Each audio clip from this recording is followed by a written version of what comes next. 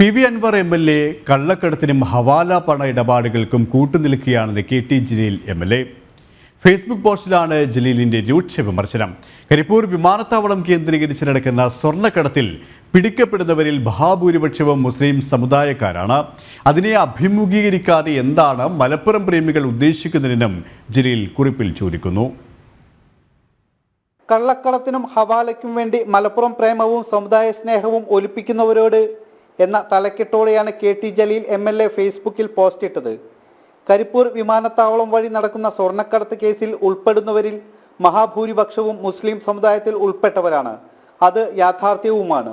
അതിനെ അഭിമുഖീകരിക്കാതെ എന്ത് പരിഷ്കരണവും പുരോഗതിയുമാണ് സമുദായത്തിൽ നടത്താൻ മലപ്പുറം പ്രേമികൾ ഉദ്ദേശിക്കുന്നതെന്നും കുറിപ്പിൽ ചോദിക്കുന്നു.